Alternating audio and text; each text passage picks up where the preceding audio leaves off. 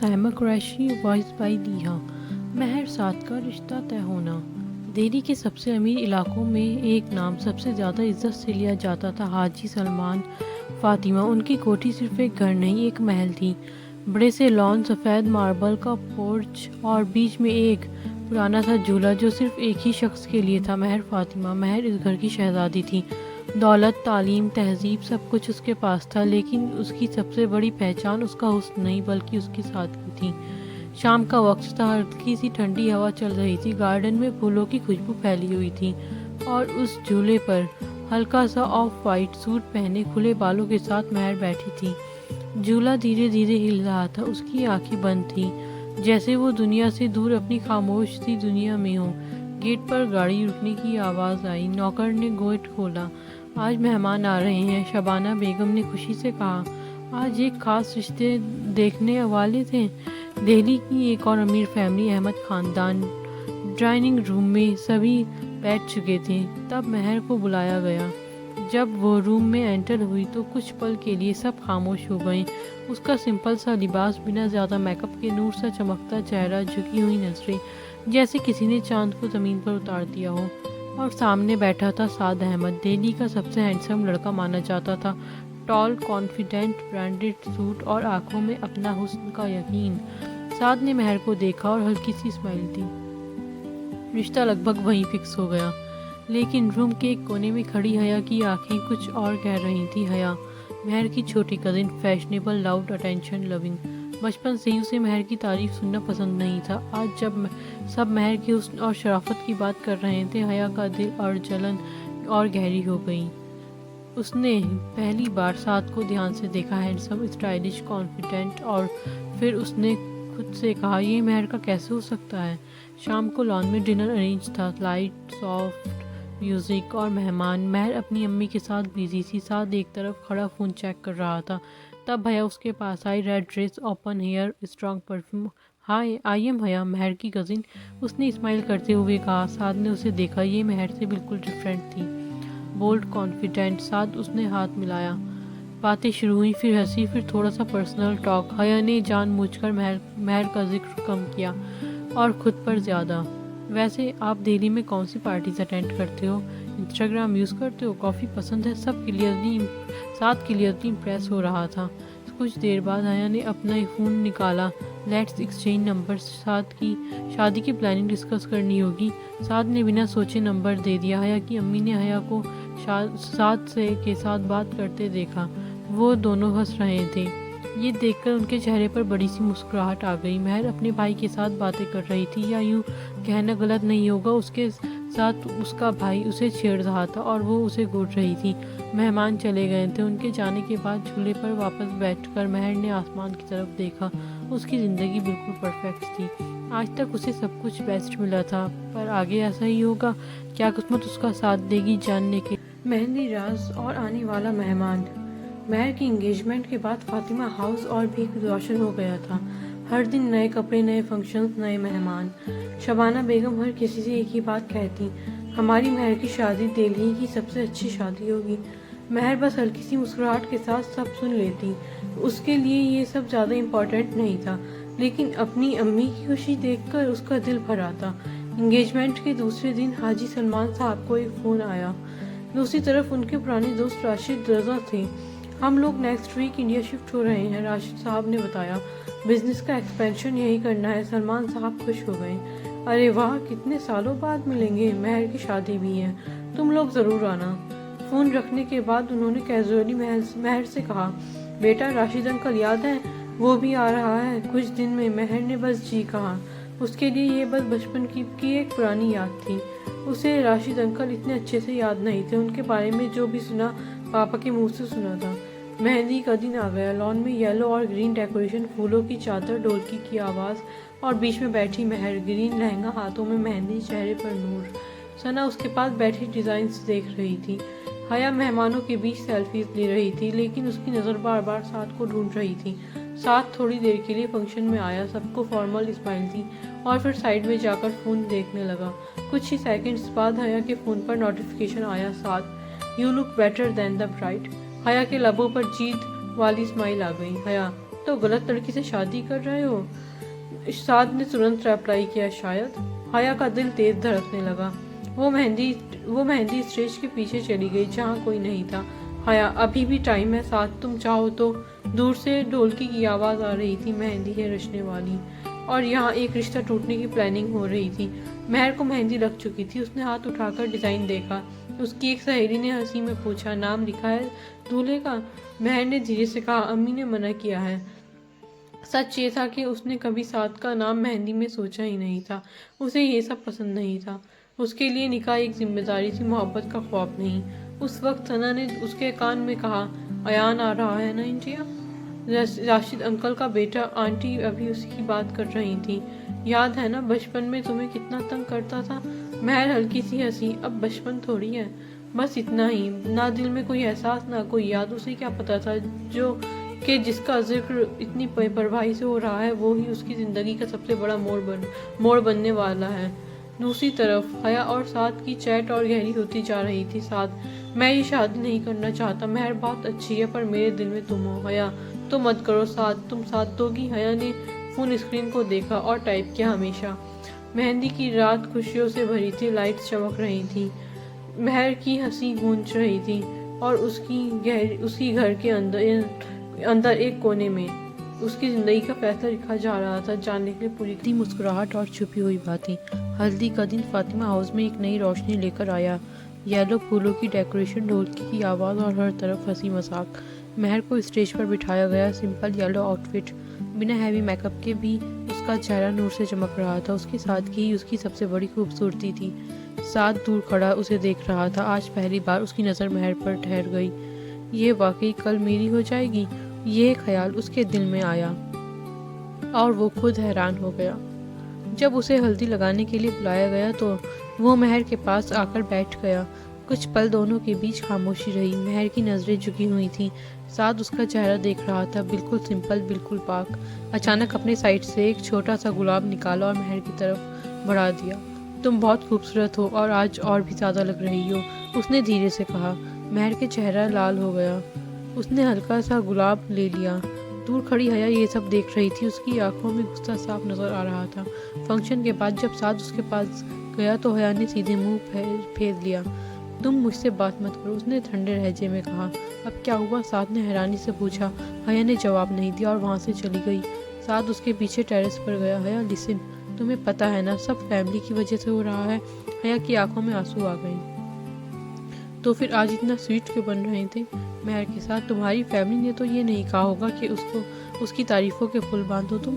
साथ कुछ बोल नहीं पाया। उसने बस उसे बात घुमाकर मना लिया। तुम ही हो जो मुझे समझती हो। हया का गुस्सा हल्का पड़ गया, लेकिन उसके दिल में जलन और गहरी हो गई। शाम को एक और खुशखबरी आई। राशिद रज़ा की फैमिली दुबई से इंडिया पहुंच चुकी थी, लेकिन अयान नहीं आया था। कुछ इम्पोर्टेंट काम था, कल आएगा, नुसरत बेगम ने बताया। शबाना बेगम ने मुस्कुराते हुए कहा, महर को उसके बचपन का दोस्त मिल जाएगा। महर का चेहरे पर एक हल्का सा नूर आ गया। ड्राइंग रूम में सब बैठकर बातें कर रहे थे। हाजी सलमान साहब ने साथ को बुलाया। ये राशिद भाई हैं, दुबई के सबसे बड़े बिजनेसमैन में से एक, तो उन्होंने फ़ख्र से कहा।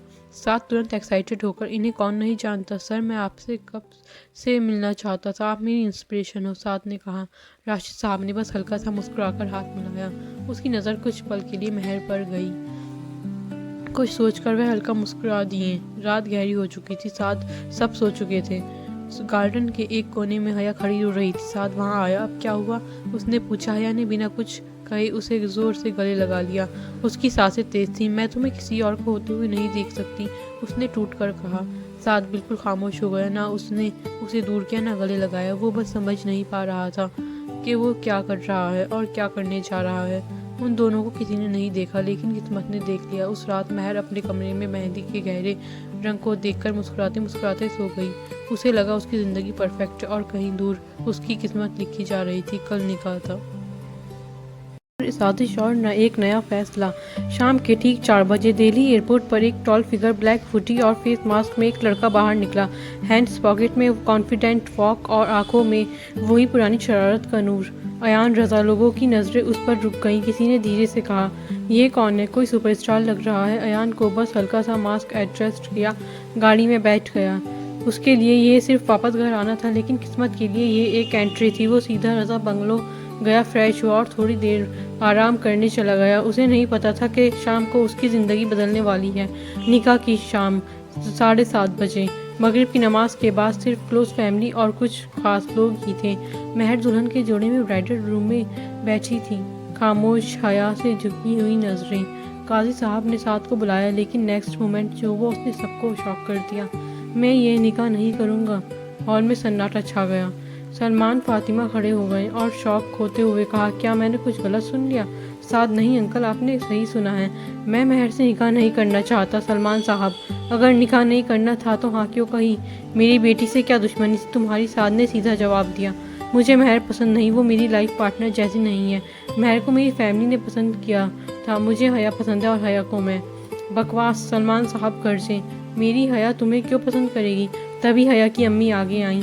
भाई साहब, हया सच में साद को पसंद करती है, आपको नज़र नहीं आया? क्योंकि आप हमेशा बेस्ट चीज़ महर के लिए चुनते हैं। इस बार नसीब मेरी बेटी के दरवाजे आया है, मैं इसे वापस नहीं भेजूंगी। हया और साद का निकाह होगा। सलमान साहब कुछ बोलने वाले थे कि राशिद रज़ा ने उनके कंधे पर हाथ रख कर धीरे से कहा, खामोश हो जाओ, इसमें अब महर की खुशी नहीं। सलमान साहब की आंखों में आंसू आ गए। ब्राइडल रूम, महर की खामोशी। महर ने सब सुन लिया था, ना आंसू ना चीख, बस एक खाली सी नज़र। सना गुस्से में थी, लेकिन महर ने उसके हाथ पकड़कर धीरे से कहा, कुछ मत बोलो। उस वक्त राशिद रज़ा, उन्होंने सलमान साहब को साइड में ले जाकर कहा, तुम परेशान मत हो, महर का निकाह अयान से कर देते हैं। सलमान साहब होश में नहीं थे। अयान? वो तो 2 साल छोटा है, राशिद साहब ने फर्मली कहा। Age is just a number. अभी इस किसी को कुछ मत बताओ, पहले हया की रुखसती होने दो। अयान को मैं बुलाता हूँ, महर को भी निकाह के वक्त पता चलेगा। लेकिन क्या अयान मान जाएगा? वो सब तुम मुझ पर छोड़ दो। हया की जीत या शुरुआत। हया दुल्हन बनकर रुखसत होने से पहले ब्राइडल रूम में आई। उसके चेहरे पर जीत की स्माइल थी। वो महर के सामने रुक कर हंसी। क्या लगा था तुम्हें हर बार मुझे हरा दोगी? नहीं महर, इस बार मैं तुम्हें जीतने कैसे देती। उसने महर के जोड़े को देखा, फिर कहा, बेचारी दुल्हन बनी बैठी हो, दूल्हा तो मैं ले उड़ी। सना से रहा नहीं गया, लेकिन महर ने उसे फिर रोक दिया। महर ने बस इतना कहा, अल्लाह सब देख रहा है। हया मुस्कुरा कर चली गई। हया की रुखसती हो गई। उसे उसकी अम्मी ने के अलावा कोई और नहीं मिला था। दूसरी तरफ अयान को बुलावा। राशिद रज़ा ने फ़ोन उठाया। अयान बेटा, तुरंत एक लोकेशन भेज रहा हूँ, वहाँ पर आओ, ज़रूरी बात है। अयान जो गहरी नींद में था, उसने बस इतना पूछा, सब ठीक है ना अब्बू, तुम आ जाओ। अयान जो ब्लैक टी शर्ट और ब्लैक ट्राउज़र में था, बिना चेंज के लोकेशन की तरफ चल पड़ा। उसे नहीं पता था कि सिर्फ एक लोकेशन की तरफ नहीं, अपनी किस्मत बदलने जा रहा है। और ब्राइडल रूम में बैठी महर नीचे नजरें किए हुए बैठी हुई थी। उसने एक अल्फाज भी नहीं कहा था। सब मेहमान चले गए थे, अब वहाँ सिर्फ काजी साहब थे, जिन्हें राशिद रज़ा ने रोक रखा था। सलमान साहब खामोश बैठे थे। क्या होगा आगे? क्या अयान राजी होगा अपने डैड के फैसले पर? ग्लव्स कबूल। हॉल अब खाली हो चुका था, जो कुछ देर पहले रोशनी, आवाज़ों और मेहमानों से भरा था, अब सिर्फ खामोशी से गूंज रहा था। काजी साहब एक तरफ बैठकर तस्बीह पढ़ रहे थे। सलमान साहब कुर्सी पर झुके हुए थे, जैसे एक दिन में सालों बुढ़े हो गए हों। राशिद रज़ा का चेहरा सख्त था, लेकिन आंखों में दर्द साफ था। और ब्राइडल रूम में महर बिल्कुल सीधी बैठी थी, ना रोई ना बोली। उसके हाथों की मेहंदी अब गहरी हो चुकी थी, लेकिन जिस नाम के लिए लगाई गई थी वो उसका रहा ही नहीं। अयान की एंट्री। घर के गेट के बाहर गाड़ी रुकती है। अयान जल्दी जल्दी अंदर आता है। Black T shirt, black trouser और हल्का सा मैसी हेयर, फेस पर कंफ्यूजन। अब्बू क्या हुआ? इतनी इमरजेंसी में क्यों बुलाया? उसकी नज़र हॉल की खामोशी पर पड़ती है, फिर सलमान साहब के झुके सर पर। सब ठीक है ना? राशिद रज़ा ने उसे साइड में ले जाकर धीरे से कहा, अयान मुझे तुमसे एक ज़रूरी बात करनी है। जी अब्बू। क्या तुम मुझ पर भरोसा करते हो? अयान ने बिना सोचे कहा, हमेशा। राशिद साहब की आवाज़ हल्की सी भरी। तो जो मैं कहूँ क्या तुम करोगे? अयान थोड़ा कंफ्यूज सीरियस हो गया। बात क्या है? राशिद रज़ा ने सीधा कहा, महर का निकाह तुमसे करना है अभी।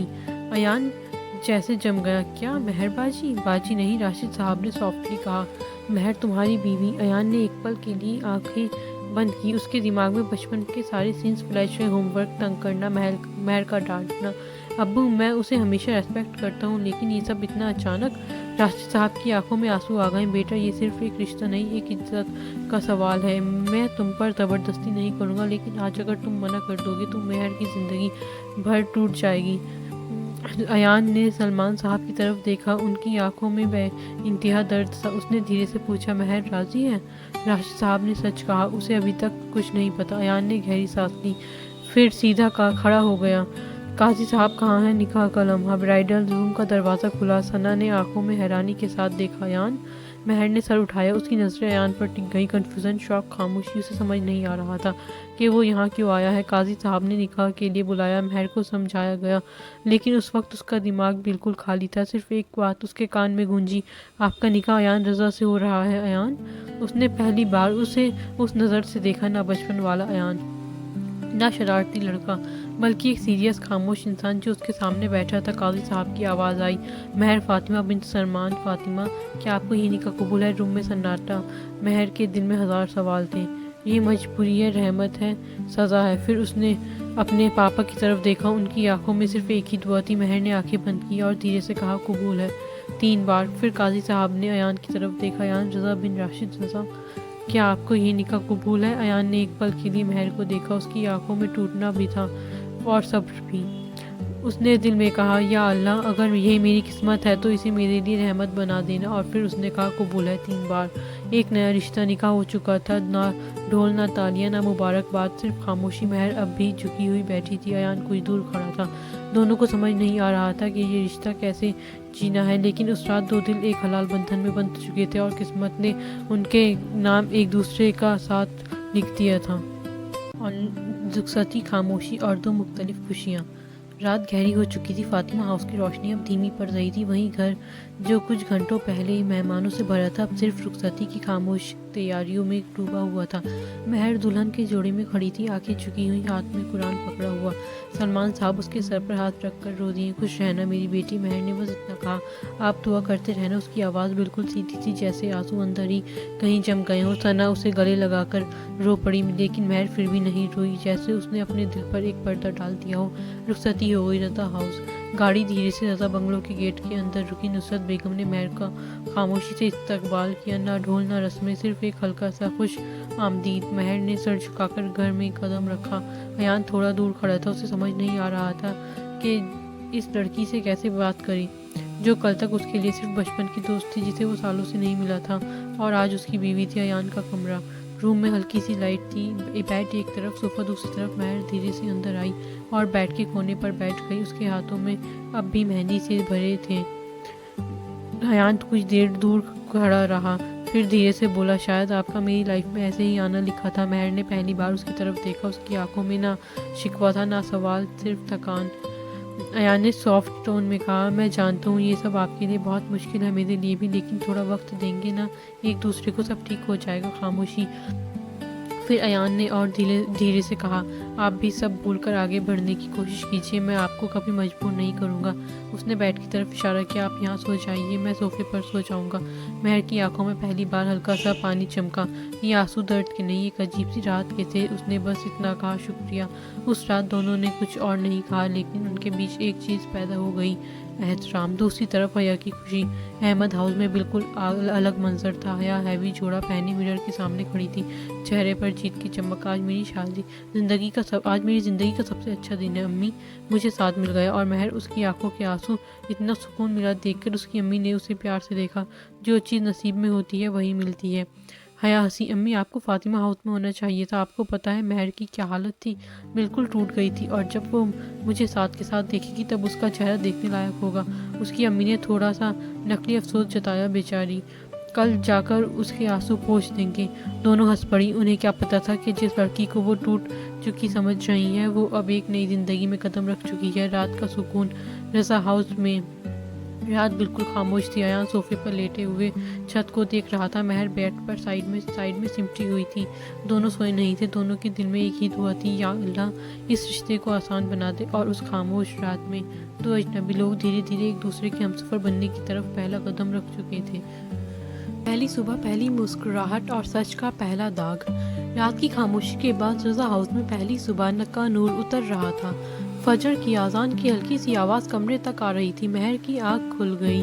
कुछ पल के लिए उसे याद ही नहीं रहा कि वो अपने घर में नहीं है। फिर नज़र सोफे पर सोए अयान पर पड़ी और सब याद आ गया। वो धीरे से उठी, वुज़ू किया और जैसे ही जानमाज़ बिछाई, पीछे से अयान की आवाज़ आई, शिट, मैं लेट हो गया।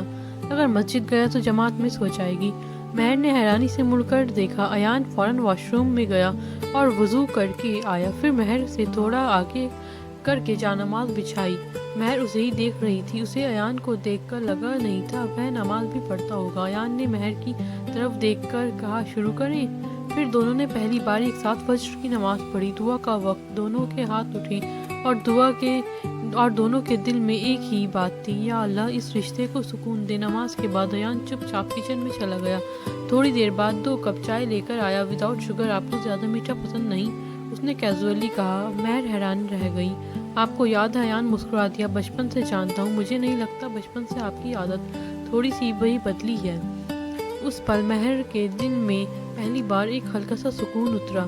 चाय के दौरान महर ने धीरे से कहा, सॉरी, आपको मजबूरी में मुझसे निकाह करना पड़ा। अयान ने तुरंत उसकी बात काट दी। मैं कोई बच्चा नहीं हूँ महर, मुझे मजबूर नहीं किया गया, बस तुम मेरी किस्मत थी और तुम मेरी ज़िंदगी में ऐसे ही आनी थी।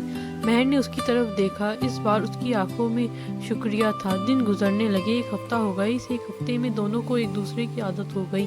ब्रेकफास्ट साथ, चाय साथ, शाम की कॉफी साथ, न ज़्यादा बातें न ज़्यादा दूरी, बस एक हल्का सा सुकून।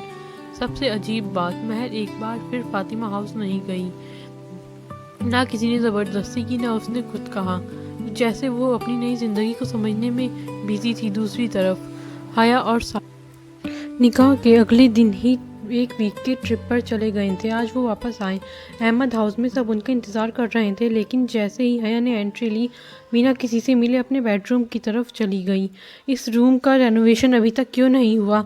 मैंने जाने से पहले कह कर गई थी। हया ने चिल्लाकर कहा, मॉम, मुझे जल्दी से रूम का रेनोवेशन चाहिए। साथ की अम्मी ने प्यार से कहा, बेटा धीरे धीरे सब हो जाएगा। हया ने आंखें घुमाई। साथ पहली बार इरिटेट हुआ। ट्रिप के दौरान भी हया सिर्फ शॉपिंग, फ़ोटोज़ और सोशल मीडिया में बिजी थी। आज जब फैमिली के सामने भी उसका बिहेवियर रूड रहा तो साथ ने सबके जाने के बाद कहा, हया थोड़ा नॉर्मल बिहेव करो, ये मेरी फैमिली है।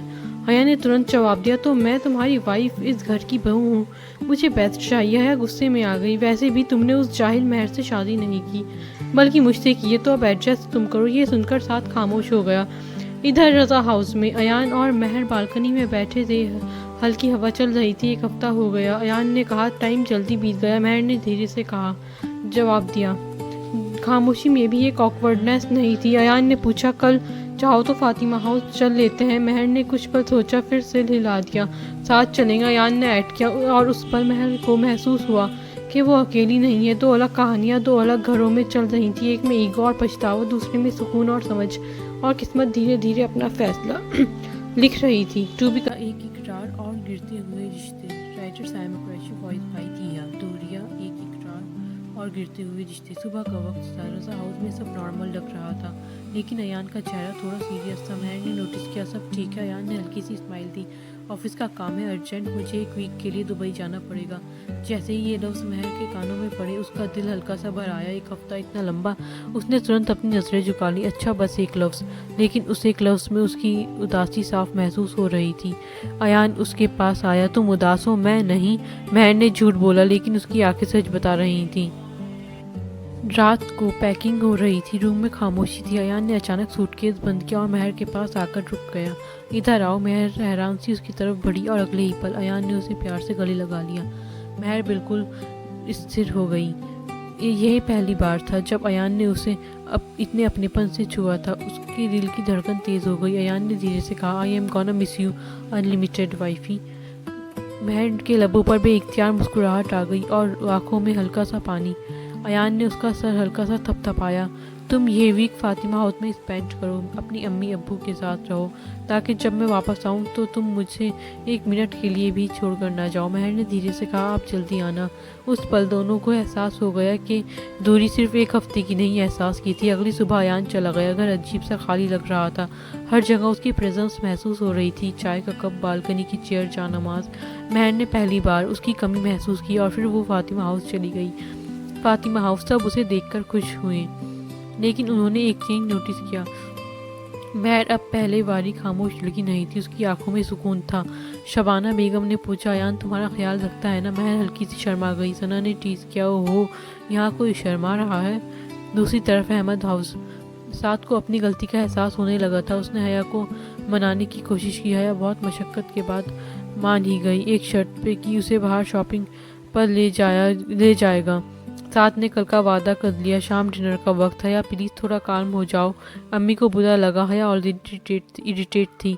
साथ की बहन ने कहा। डाइनिंग टेबल पर साथ की अम्मी ने सिर्फ इतना कहा था, बेटा घर में थोड़ा सिंपल रहना चाहिए। हया फट पड़ी। मुझे कोई लेक्चर मत दीजिए, मैं आपकी सर्वेंट नहीं हूँ। रूम में एकदम खामोशी छा गई। साथ जो अभी ऑफिस से आया था ये सुनकर शॉक हो गया। हया ये क्या तरीका है? हया ने आंखें घुमाई। आपकी अम्मी हर बात में इंटरफेयर करती हैं। साथ की अम्मी की आंखों में आंसू आ गए। ये देखकर साथ का सब्र टूट गया। बस मेरी अम्मी से इस टोन में बात की तो मुझसे बुरा कोई नहीं होगा। हया गुस्से से रूम में चली गई और दरवाज़ा जोर से बंद कर दिया। साथ हॉल में खड़ा था। इधर फातिमा हाउस में महर बालकनी में खड़ी थी। तभी फ़ोन पर अयान का मैसेज आया, रीच्ड मिस यू ऑलरेडी। महर के लबों पर धीरे से एक लफ्ज़ आया, मी टू। दूरियां मिट रही थी, दिल करीब आ रहे थे और दूसरी तरफ एक रिश्ता रोज थोड़ा थोड़ा बिखर रहा था। अहमद हाउस में कल रात के झगड़े के बाद आज पहली बार खामोशी थी। साथ बालकनी में खड़ा था। कॉफ़ी ठंडी हो चुकी थी लेकिन उसने एक सिप भी नहीं लिया। हया धीरे से रूम से बाहर आई। आज उसका टोन सॉफ्ट था। साथ ने मुड़कर देखा लेकिन कुछ बोला नहीं। साथ कल रात दूसरे कमरे में सोया था। हया उसके पास आई। आई एम सॉरी साथ, मैं कल बहुत ज़्यादा गुस्से में थी इसलिए मिसबिहेव कर गई। मैं बिल्कुल ऐसी नहीं हूँ। साथ के चेहरे पर थोड़ी नरमी आई। सॉरी सिर्फ बोलने से नहीं होता हया, मेरी फैमिली मेरी सबसे बड़ी प्रायोरिटी है। उसने धीरे से समझाया। मैं अपनी फैमिली से बहुत मोहब्बत करता हूँ। अगर तुम उनसे अच्छे से बिहेव करोगी ना तो मैं तुम्हें दुनिया की हर खुशी दूंगा। हया ने तुरंत सर हिला दिया। ओके मैं ट्राई करूँगी। साथ हल्का सा मुस्कुराया। उसने सोचा शायद सब ठीक हो सकता है। तभी हया का फ़ोन बजा। स्क्रीन पर अम्मी कॉलिंग। हया ने कॉल उठाया। टोन तुरंत बदल गया। हेलो अम्मी। उधर से आवाज़ आई। मेरा फ़ोन क्यों नहीं उठाती? जब से तू अहमद हाउस गई थी एक बार भी ढंग से बात नहीं की। हया ने थोड़ा घमंड से कहा। अम्मी मैं कोई मामूली घर की बहू नहीं हूँ, मैं अहमद हाउस की बहू हूँ, बिजी रहती हूँ। फिर हंसी। वैसे फातिमा हाउस का क्या हाल है?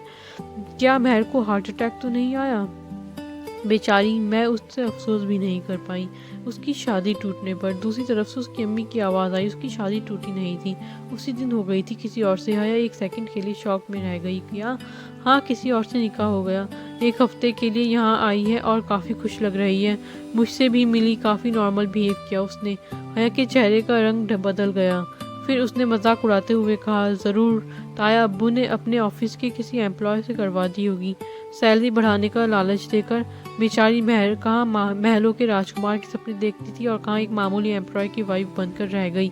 इतना कहकर उसने फ़ोन कट कर दिया। आंखों में जलन वापस आ चुकी थी। खुश लग रही है, हया ने धीरे से रिपीट किया। उसके दिमाग में एक ही प्लान आया। वो साथ के पास आई, अब बिल्कुल स्वीट टोन में। साथ कल फातिमा हाउस चलते हैं ना, मुझे सबकी बहुत याद आ रही है। साथ ने उसे देखा। कल तक जो लड़की फैमिली से दूर भाग रही थी आज खुद चलने की बात कर रही है। उसने थोड़ा सोचा फिर कहा, ठीक है। हया की आंखों में चमक आ गई। लेकिन साथ में सबके लिए गिफ्ट लूंगी, हया ने कहा। साथ मुस्कुरा दिया। ऑफ कोर्स हया, उन्हें पता तो चले अहमद हाउस की इकलौती बहू हूँ मैं। उसकी स्माइल में प्यार नहीं गुरूर था। मॉल में हया हर चीज़ सबसे महंगी चूज़ कर रही थी, jewellery, designer suits, imported chocolates. साथ बस उसे देख रहा था। उसे समझ नहीं आ रहा था कि हया ये गिफ्ट्स खुशी से दे रही है या किसी को नीचा दिखाने के लिए। उसके दिमाग में फिर महर का ख्याल आया। फिर उसने अपने मन में ही कहा, तो आखिर कल तुमसे सामना होगा मेरा। दूसरी तरफ फातिमा हाउस में महर अपनी अम्मी के साथ किचन में चाय बना रही थी। सिंपल सूट, हल्का सा नूर और लबों पर सुकून। शबाना बेगम ने पूछा, यान का फ़ोन आया? महर शर्मा गई। जी। उसकी आंखों में वो चमक थी जो सिर्फ एक सुकून भरे रिश्ते में होती है। उसे नहीं पता था कि कल कोई उसे टेस्ट करने आ रहा है। दो लड़के, एक जड़ने वाली एक सब वाली, एक दिखावा एक हकीकत। कल फातिमा हाउस में सिर्फ मेहमान नहीं आएंगे, मुकाबला आएगा। मोहब्बत। रात का वक्त था। दुबई में अयान अपने कमरे की बालकनी में खड़ा था और दिल्ली में महर अपने कमरे में। फ़ोन पर दोनों कनेक्टेड थे। पहली बार इतनी लंबी बात हो रही थी। याद है बचपन में तुम झूले से गिर गई थी? अयान हंसा। महर शर्मा गई। तुमने ही पुश किया था ताकि तुम रोकर अम्मी के पास जाओ और मुझे डांट पड़े, अयान ने टीस किया। दोनों हंस पड़े। खामोशी अब बकवर्ड नहीं थी, अपनापन थी। फिर अयान ने अपनी फ्यूचर प्लान्स बताए। दुबई में प्रोजेक्ट, अपनी यूनिवर्सिटी अपनी कंपनी एक्सपेंड करना, अपनी खुद की एक गेमिंग कंपनी शुरू करना बिना किसी सपोर्ट के। महर चुप हो गई। तुमने अपनी लाइफ कितनी प्लान की थी और शादी उसमें कहीं नहीं थी। मेरी वजह से तुम्हारे साथ नाइंसाफ़ी हुई। मैं तुमसे 2 साल बड़ी भी हूँ। अयान ने तुरंत रोका। स्टॉप महर। उसकी आवाज़ में नरमी थी। मेरे फ्यूचर प्लान्स चेंज नहीं हुए, बस अब उनमें मेरी लाइफ पार्टनर भी है जो मेरे सपने पूरा करने में मेरा साथ देगी। दोगी ना? महर की आंखों में चमक आ गई। हम दोनों मिलकर करेंगे। और जो तुम 2 साल बड़ी हो, अयान ने कहा, किसी को भी देखकर लगेगा तुम 17 की हो। महर जोर से हंसी। और मैं तुम्हारे साथ वाकई बहुत खुश हूँ। आज के बाद ऐसी बात कभी मत करना। उस रात दोनों ने फ्यूचर, सपने, घर और एक साथ हज करने तक की बात की। दूर रहकर भी दो दिल और करीब आ गई। अगली सुबह फातिमा हाउस में हया की अम्मी तैयारी कर जा रही थी। हया और साद आने वाले थे, जिस वजह से उनकी खुशी का कोई ठिकाना नहीं था। हया और साद आई। नुसरत जी, हया की अम्मी ने खुशी से उनका इस्तकबाल किया। सलमान साहब और शबाना बेगम ने फॉर्मल से मिले। न ज़्यादा गर्मजोशी न ठंडक। हया की अम्मी हया को देखकर बेहद खुश हो गई। कितनी प्यारी लग रही हो, अल्लाह बुरी नज़रों से बचाए। महर पूरी रात फ़ोन पर बात करने की वजह से अभी नींद से उठकर आई थी। उसे हया और साद के आने की खबर नहीं थी। सिंपल सूट, बिना मेकअप, लेकिन चेहरे पर सुकून। हया ने उसे देखा और जानबूझकर साद के बिल्कुल करीब बैठ गई, जैसे कोई शो कर रही हो। महर ने बिल्कुल नॉर्मल टोन में कहा, अस्सलाम वालेकुम। हया ने फेक स्माइल दी। वालेकुम अस्सलाम।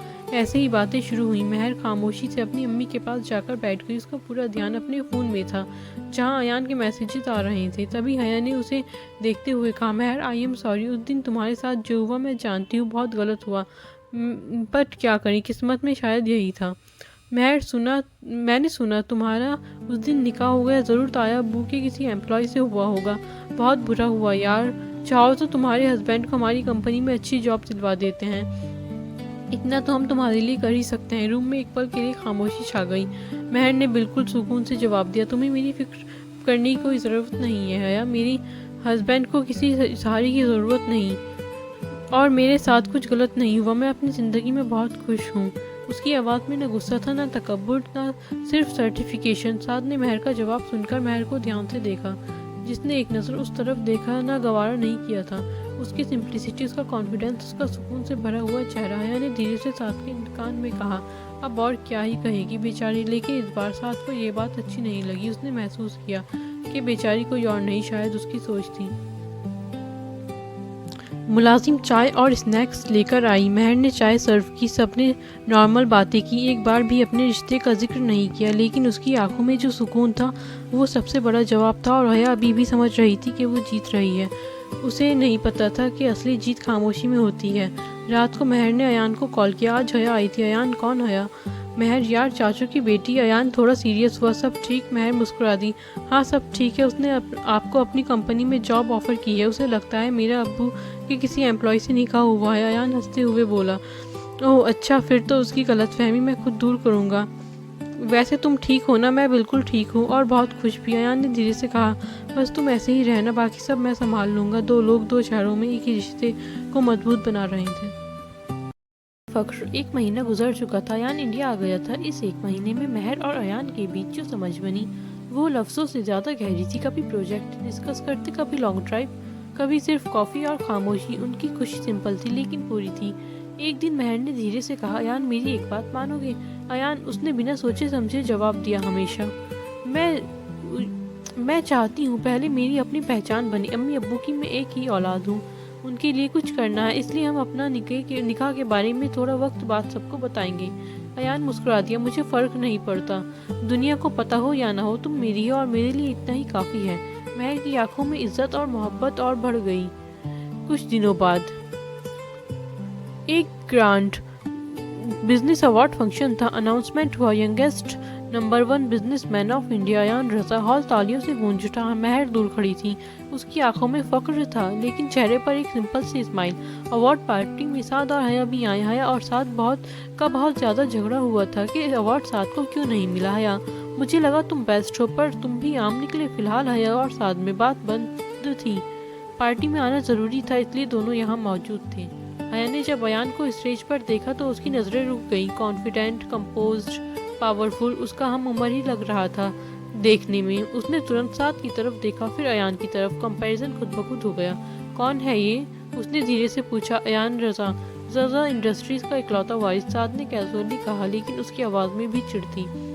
हया, राजा इंडस्ट्री कहीं ये ताया अब्बू के फ्रेंड का बेटा तो नहीं है? हया ने कहा। साद, हाँ वही है। इसके पेरेंट्स हमारी शादी में भी आए थे और वह दुबई से हमेशा के लिए इंडिया शिफ्ट हो गए हैं। हया, ये बात मुझे क्यों नहीं पता चली? फिर हया ने अयान से बात करने की कोशिश की। हाय। अयान ने पोलाइटली सिर्फ फॉर्मल नोट दिया और आगे बढ़ गया, जैसे वो उसके लिए सिर्फ एक गेस्ट हो। मेरी बात सुने बगैर आगे चला गया, पर कोई नहीं, मैं भी हया हूँ। तुमसे बात करे बगैर मैं भी नहीं मानूंगी। थोड़ी देर बाद महर हॉल में आई। सिंपल सूट, मिनिमल ज्वेलरी, लेकिन पर्सनैलिटी में इतना ग्रेस के लोग खुद मुड़ मुड़ कर देख रहे थे। हया उसने उसे देखा, ये यहाँ क्या कर रही है? फिर हया ने अपने कदम महर की तरफ बढ़ाए और फिर वही तीखी मुस्कुराहट। महर, बिजनेसमैन की पार्टी है, यहाँ तुम्हारा क्या काम? तुम हर जगह अकेली ही आ जाती हो, अपने हस्बैंड को साथ लाने में शर्म आती है क्या? महर ने बिल्कुल काम टोन में कहा। वो बिजी रहते हैं। हया हंसी, या फिर दिखाने लायक नहीं। उसी वक्त अयान उनके पास से गुजरा। हया तुरंत उसकी तरफ मुड़ गई। हाय, आई एम हया। अयान, तो हया। अयान, तुमने मुझे पहचाना नहीं? अयान, नहीं। इतना कहकर अयान वहाँ से चला गया। हया, एटीट्यूड तुम्हारी पर्सनैलिटी पर जचता है बहुत है मिस्टर अयान रजा। महर चुप खड़ी थी, उसकी आंखों में हल्का सा शरारत भरा सुकून था। हया इम्प्रेस्ड थी। उसे बिल्कुल अंदाजा नहीं था कि जिस आदमी को वो इम्प्रेस करने की कोशिश कर रही है वो महर का शौहर है।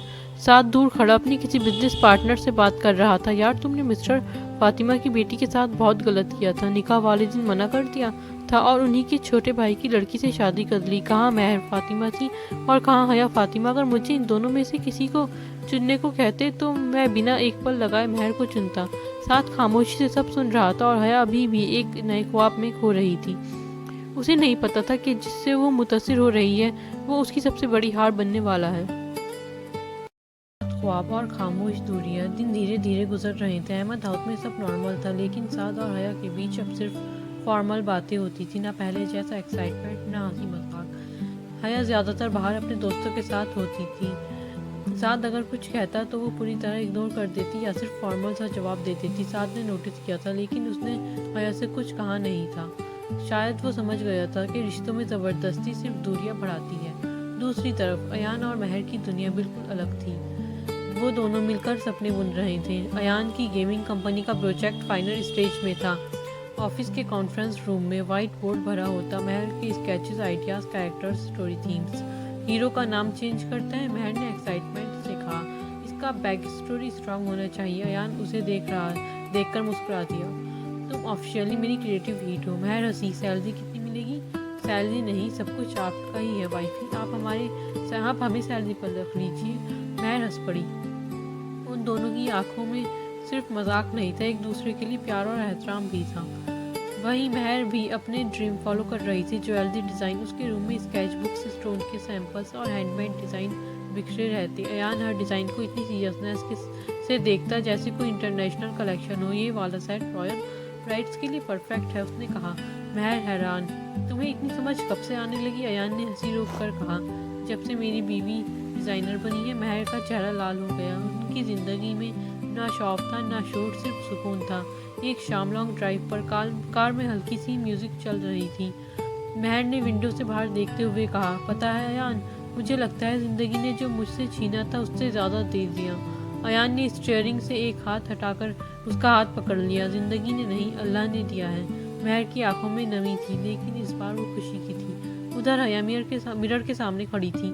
उसके पास सब कुछ था, स्टेटस, नाम, लग्जरी, पर लेकिन फिर भी दिल में अजीब सी बेचैनी थी। उसने सिर्फ महर की वजह से साथ से शादी की थी, लेकिन अब उसकी दिलचस्पी इस रिश्ते में से ख़त्म हो गई थी और साथ का सिंपल सा रवैया अब उसे इम्प्रेस नहीं करता था। उसने फ़ोन उठाया, साथ का मैसेज ओपन किया, फिर बिना रिप्लाई किए बंद कर दिया। साथ ने ये सब महसूस किया, लेकिन इस बार वो चुप रहा। दो अलग रिश्ते, दो अलग मोड़ पर थे। एक में खामोशी थी लेकिन मोहब्बत भी, दूसरे में शोर था लेकिन सुकून नहीं। और वक्त दोनों की असली कहानी लिखने वाला था। टूटते रिश्तों की आवाज़ दिन गुजर रहे थे, लेकिन हर घर में एक जैसी कहानी नहीं चल रही थी। एक शाम हया अपने फ्रेंड्स के साथ एक 5 स्टार रेस्टोरेंट में डिनर करने के लिए गई। लाफिंग, सेल्फीज, लाउड म्यूजिक, वो सबके बीच थी, लेकिन फिर भी अकेली। तभी उसकी नज़र एंट्रेंस पर पड़ी। ब्लैक सूट, कॉन्फिडेंट वॉक और 2 बॉडीगार्ड साथ। अयान, हया का दिल एक सेकंड के लिए रुक गया। ये यहाँ। उसने तुरंत अपनी लिपस्टिक चेक की, हेयर सेट किए और उसकी तरफ बढ़ने लगी, लेकिन बॉडीगार्ड्स ने पोलाइटली रास्ते में हाथ रख दिया। सॉरी मैम, सर बिजी है, मैं सिर्फ 2 मिनट बात करना चाहती हूँ। अपॉइंटमेंट? हया के पास जवाब नहीं था। दूर से अयान ने एक नज़र उठाकर देखा, फिर बिल्कुल न्यूट्रल एक्सप्रेशंस के साथ अंदर चला गया, जैसे वो उसे पहचानता ही नहीं। हया के फ्रेंड्स ने टीज किया। कौन था? हया ने फेक स्माइल दी। कोई नहीं, लेकिन उसकी ईगो को पहली बार किसी ने इतना इग्नोर किया था। दूसरी तरफ अयान अपने प्राइवेट लॉन्च में बैठा था और उसके सामने महर थी, कैंडल लाइट, सॉफ्ट म्यूजिक और दोनों के बीच वो सुकून जो सिर्फ सच्चे रिश्ते में होता है। अयान ने उसका हाथ पकड़कर कहा, तुम्हारे बिना हर अचीवमेंट अधूरी लगती है। महर ने हल्की सी शरारत से कहा, तो फिर मुझे हर मीटिंग में साथ ले जाया करो। हर जगह नहीं, पर हर पल मेरे साथ हो। उन दोनों के दरमियान लफ्ज़ों से ज़्यादा एहसास बोल रहे थे। अहमद हाउस में साथ अपने रूम में आया। हाथ में एक स्मॉल वेलवेट बॉक्स था। हया फ़ोन एक्सप्लोर कर रही थी। साद ने बॉक्स खोला। अंदर एक खूबसूरत डायमंड रिंग चमक रही थी। हया ने एक नज़र रिंग को देखा, फिर साद की तरफ देखकर कहा, चलो तुम्हें एहसास तो हुआ कि तुम्हारी एक बीवी भी है। साद, हया, बहुत दिन हो गए हैं, हम दोनों ने नॉर्मल बात नहीं की है। मैं आज बिल्कुल लड़ाई नहीं करना चाहता हूँ। हया, तुम्हारा मतलब क्या है? साद, हम दोनों के बीच बहुत मिसअंडरस्टैंडिंग्स हो गई हैं।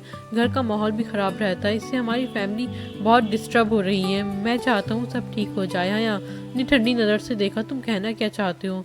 मैं माहौल ख़राब करती हूँ? बस करो हया, मैं प्यार से बात कर रहा हूँ, हमारे बीच की दूरियां ख़त्म करने की बात कर रहा हूँ, और तुम हो के हर बात पर झगड़ा शुरू कर देती हो। हया का गुस्सा फट पड़ा। कौन सी मिसअंडरस्टैंडिंग? हर बार तो तुम्हें मैं गलत नज़र आती हूँ? मैं कोई मामूली लड़की नहीं हूँ जो तुम्हारी फैमिली का दिल खुश करती फिरे। मैं हया हूँ। अगर तुम्हें फैमिली को खुश करने वाली चाहिए थी तो महर बेस्ट थी। तो साथ का चेहरा सख्त हो गया। कुछ गलतियाँ ऐसी होती हैं जिसका पछतावा जिंदगी भर होता है। तुमसे निकाह करना मेरी जिंदगी की सबसे बड़ी गलती थी। रूम में खामोशी फैल गई। हया की आंखों में शॉक था, फिर ईगो वापस आ गया। सीम टू यू, अगर इतनी प्रॉब्लम है तो अभी डाइवोर्स दे दो, मुझे नहीं रहना तुम्हारे साथ। साद ने गहरी सांस ली। उसने रिंग बॉक्स बंद किया। डाइवोर्स? काश ये इतना आसान होता। मुझे अपनी फैमिली की रेपुटेशन की बहुत ख्याल है। तुम्हें डाइवोर्स देकर मैं उनकी रेपुटेशन खराब नहीं कर सकता, और तुम्हें कभी रिश्ता निभाने की कोशिश ही नहीं की, और तुम्हें लगता है मुझे तुम गलत लगती हो। अरे तुम्हारी हर गलती को अभी तक नज़रअंदाज कर रहा हूँ, इससे ज़्यादा मैं और क्या ही कर सकता था तुम्हारे लिए, इस रिश्ते के लिए। खैर छोड़ो, तुम्हें ये सब बताने का कोई फ़ायदा नहीं, तुम एक खुदगर्ज इंसान हो। वो इतना कहकर रूम से बाहर चला गया। या पहली बार खुद को जीत कर भी हारते हुए महसूस कर रही थी। एक घर में मोहब्बत मजबूत हो रही थी, दूसरे में अहंकार रिश्ते तोड़ रहा था, और वक्त अब फैसला करने वाला था कि कौन सा रिश्ता इम्तिहान पास करेगा। हया को साथ की बात तीर की तरह लगी थी। तुमसे निकाह करना मेरी सबसे बड़ी गलती थी। यह जुमला उसके दिमाग में बार बार गूंज रहा था। वो बेड पर बैठी थी, लेकिन उसके अंदर तूफान था, गुस्सा भी और थोड़ा सा दर्द भी। तभी फ़ोन बजा। अम्मी? हेलो अम्मी? और फिर हया रुक ही नहीं पाई। उसने एक ही सांस में साथ के सारे अल्फाज, अपना गुस्सा, अपनी शिकायत सब कह दी। दूसरी तरफ कुछ पल खामोशी रही, फिर अम्मी की आवाज़ आई, हया तुमने ये क्या कर दिया? अम्मी आप भी? हमेशा मैं ही गलत होती हूँ? हाँ, इस बार तुम गलत हो। साद ने जितना बर्दाश्त किया है हर आदमी नहीं करता। वो झगड़ा ख़त्म करना आया था और तुमने बात बढ़ा दी। हया का गुस्सा फिर उभर गया। मैं क्या करूँ अम्मी? साद और मैं बिल्कुल अलग पर्सनैलिटीज़ हैं। वो बिल्कुल महर की तरह सिंपल है और मैं बिल्कुल अलग। मुझे मेरी तरह का लाइफ पार्टनर चाहिए था। क्या मैं इतना भी डिजर्व नहीं करती? अम्मी ने गहरी सांस ली। बेटा महर को देखो, वो खुश है। क्यों? क्योंकि उसने अपने रिश्ते को अपना लिया। रिश्ते कंपेयर करने से नहीं, निभाने से खूबसूरत बनते हैं। हया चुप हो गई। फिर अम्मी ने धीरे से कहा, और जिस लड़के को देखकर तुम्हें साथ में कमी लग रही है, याद रखना अगर कल तुम डाइवोर्स ले भी लो, वो लड़का तुम्हें अपनाने नहीं आएगा। दुनिया में लोग डाइवोर्स वाली लड़की को गर्लफ्रेंड बना लेते हैं, लेकिन बीवी नहीं। ये अल्फाज सुनकर हया का दिल एक पल को सुन गया। इसलिए बेटा, डाइवोर्स का लफ्ज़ दोबारा मत बोलना। बेहतर यही है कि तुम अपने रिश्ते को ठीक करने की कोशिश करो। कुछ पल बाद अम्मी ने टॉपिक चेंज किया। मैंने असल में इसलिए फ़ोन कर रही थी, महर की ज्वेलरी एग्जीबिशन है कल, मैं जा रही हूँ, सोचा तुम मेरे साथ चलोगी? महर? हया ने हैरानी से कहा, हाँ, उसका पहला ऑफिशियल एग्जीबिशन है। सुना है बहुत बड़े लेवल पर हो रहा है। तुम्हारे ताया अब्बू ने ऑर्गेनाइज कराया होगा। और हाँ, उसका शौहर भी होगा वहाँ। हया के दिल में एक अजीब सी क्यूरियोसिटी जागी। अम्मी ने हल्का सा हंसकर कहा, चलो देखते हैं अपने गरीब शौहर के साथ वो कितनी खुश है। शायद तुम्हें अपनी किस्मत पर नाज हो जाए। कॉल कट हो गया। रूम में सिर्फ खामोशी रह गई। हया मिरर के सामने खड़ी हुई। उसने अपने रिफ्लेक्शन को देखा। Perfect makeup, perfect styling, perfect attitude, लेकिन आंखों में सुकून नहीं था। एक तरफ उसका ईगो था जो मानता नहीं था, दूसरी तरफ दिल था जो मानता था कि साथ की बात ने उसे चोट पहुंचाई है। और अब कल वो महर की एग्जीबिशन में जाएगी। शायद वहाँ उसे सिर्फ महर के डिज़ाइंस कलेक्शन नहीं, अपनी ज़िंदगी का भी एक आईना देखने को मिलेगा। हकीकत का सामना। सुबह का वक्त था। साथ एक इम्पोर्टेंट मीटिंग के लिए मॉल के एक कैफे में आया हुआ था। मीटिंग खत्म होने के बाद वो कॉरिडोर में चल रहा था कि अचानक उसकी नज़र किसी पर पड़ी। महर, सिंपल पेस्टल सूट, हाथों में कुछ ज्वेलरी बॉक्सेस और चेहरे पर वही सुकून भरी मुस्कुराहट। साथ एक पल के लिए रुक गया। उसकी आंखों के सामने पुरानी यादें फ्लैश होने लगी। निकाह का दिन, सबके सामने उसका मना कर देना, महर का चुप रहना, एक भी शिकायत न करना। आज भी वो बिल्कुल वैसे ही खामोश थी, ना गुस्सा ना शिकवा। साथ के दिल में एक अजीब सी चुभन हुई। वो धीरे धीरे महर की तरफ बढ़ा। महर ने मुड़कर देखा। एक सेकंड के लिए दोनों की नजरें मिली। फिर महर ने बिल्कुल नॉर्मल अंदाज में कहा, अस्सलाम वालेकुम। बस, ना कोई और बात, ना कोई सवाल। साथ ने हल्की सी आवाज में कहा, कैसी हो? अल्हम्दुलिल्लाह ठीक हूँ। फिर महर ने पोलाइटली कहा, मुझे थोड़ा काम है, मैं चलती हूँ। और वो वहाँ से चली गई। साथ वहीं खड़ा रह गया। उस पल उसे शिद्दत से महसूस हुआ कि उसने सिर्फ एक रिश्ता नहीं खोया, शायद अपनी जिंदगी की सबसे बड़ी खुशी खो दी। शाम को अहमद हाउस में हया ने साथ को लिविंग रूम में देखा। उसके दिल में दिन भर अम्मी की बातें घूम रही थी। वो धीरे से साथ के पास आई। साथ ने बस उसकी तरफ देखा। हया ने हल्की सी आवाज में कहा, सॉरी। साथ ने कुछ नहीं कहा, ना गुस्सा ना जवाब, बस खामोशी। और कभी कभी खामोशी ही सबसे गहरा जवाब होती है। रात को महर की ज्वेलरी एग्जीबिशन का ग्रैंड इवेंट था। एक लग्जरियस हॉल जहां रोशनियों की चमक और एलिगेंट डेकोरेशन हर तरफ नजर आ रहा था। बड़ी बड़ी celebrities, famous designers, business personalities सब वहां मौजूद थे। फातिमा हाउस और अहमद हाउस के सब लोग भी वहां आए हुए थे। एंट्रेंस पर महर खड़ी थी, सिंपल लेकिन रॉयल आउटफिट, मिनिमल ज्वेलरी लेकिन पर्सनैलिटी में इतना ग्रेस के लोग उसे देखकर रुक जाते। वो सब गेस्ट्स को खुद वेलकम कर रही थी। सब लोग उसके डिजाइन की तारीफ कर रहे थे। Outstanding work, international level collection, your future is very bright. Mehar सिर्फ मुस्कुराकर थैंक यू कह देती। तभी हॉल में एक हल्की सी हलचल हुई।